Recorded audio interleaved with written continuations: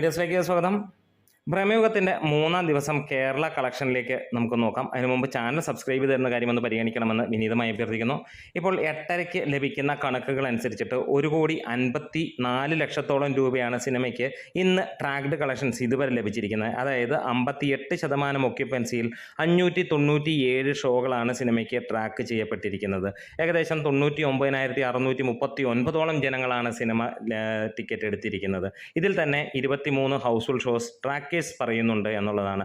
അതായത് ഈ ഒരു കണക്ക് വെച്ച് നോക്കുമ്പോൾ സിനിമ 2.5 കോടിക്ക് മുകളിലായിരിക്കും എന്നുള്ളതാണ് കളക്ഷൻ. നമുക്ക് ആദ്യ ദിനത്തെയും രണ്ടാം ദിവസത്തെയും കാൾ കൂടുതലായിരിക്കും സിനിമയ്ക്കുള്ള ഇന്നത്തെ കളക്ഷൻ എന്നുള്ളതിന് യാതൊരു സംശയമില്ല. പ്രൊജക്റ്റഡ് ആയിട്ട് എമൗണ്ട് ഇവർ പറയുന്നത് 2,24,00,000 രൂപയാണ് ഇതുവരെ പറയുന്നത്. അതായത് ട്രാക്കേഴ്സ് പറയുന്ന ഈ ഒരു എമൗണ്ട് വരുമ്പോഴത്തേക്ക് തീർച്ചയായും 3.25 കോടിക്ക് മുകളിലായിരിക്കും സിനിമയുടെ ഇന്നത്തെ കളക്ഷൻ വരുന്നത്. അതായത് ആദ്യ ദിവസം 3,05,00,000 രൂപ നേടിയെങ്കിൽ രണ്ടാം ദിവസം 2.25 കോടിക്ക് മുകളിൽ നേടിയെങ്കിൽ ഇന്ന് 3.25 കോടിക്ക് മുകളിലേക്ക് വരും എന്നുള്ളതാണ്. ട്രാക്കിങ്ങിലൂടെ മാത്രമേ സിനിമ 5.5 കോടിക്ക് മുകളിലേക്ക് എത്തിയിരിക്കുകയാണ്.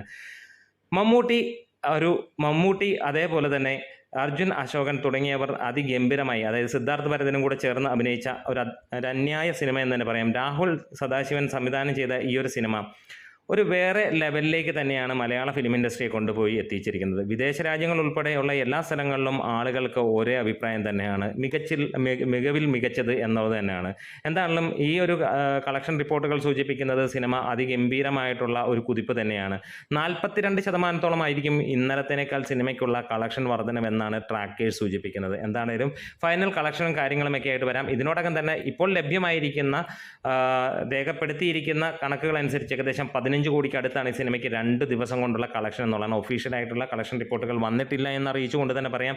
ഇന്നത്തെ കളക്ഷൻ കൂടെ കഴിയുമ്പോഴത്തേക്ക് ഏറെക്കുറെ 9 കോടിക്ക് മുകളിലായിരിക്കും ഇന്നും സിനിമയ്ക്ക് വേൾഡ് വൈഡ് കളക്ഷൻ വരാൻ പോകുന്നത്.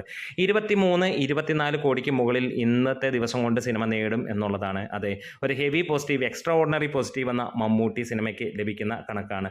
എന്താണെങ്കിലും അടുത്ത വീക്കെൻഡോട് കൂടി നമുക്ക് കാര്യങ്ങൾ അറിയാം. നാളെ ഞായറാഴ്ചയോട് കൂടി തന്നെ സിനിമ 30 കോടിക്ക് മുകളിൽ 35 കോടിക്ക് അടുത്തേക്ക് എത്തും എന്നുള്ളതിന് യാതൊരു സംശയവുമില്ല.